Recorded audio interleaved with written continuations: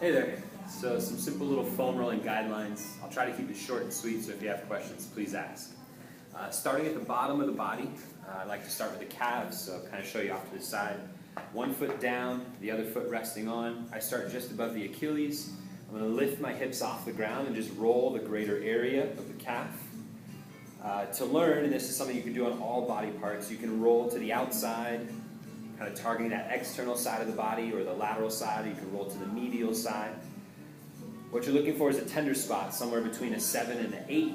If you find one, you're going to hold on it and just breathe.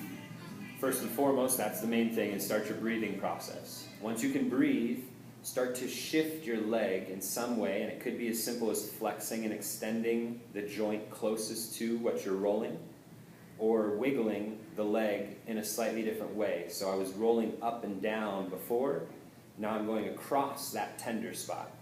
I'll keep breathing and I'll keep holding until that spot subsides below a 4. And then I move on to the next muscle or another spot on the leg if I have more time. Obviously switching sides, I would do the same thing on the next leg. Moving on though, we'll move up to the next body part. So just above the leg, we have kind of the area of the IT. So starting just below the hip, I'm going to set my forearm down, top leg over, and I break this up into thirds. So we have the upper third of the leg, where generally the TFL and a little bit of hip flexor are.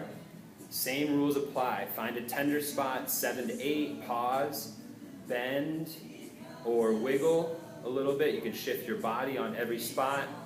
Breathe. Main points. Slide down to the middle third of the leg, continue in the middle third, same protocol, and then lastly the final third. Okay?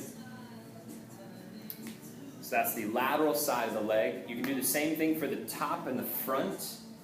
So I would hit both. Top, lateral side and top side, top third, middle third, lower third. Find a spot in each if you have time. Okay? Another one that's a doozy is the adductors. So laying face down, you're going to move the tube down and bring your leg out to the side. With both forearms down, you're rolling in and out. Obviously, tender, sensitive area, so take your time.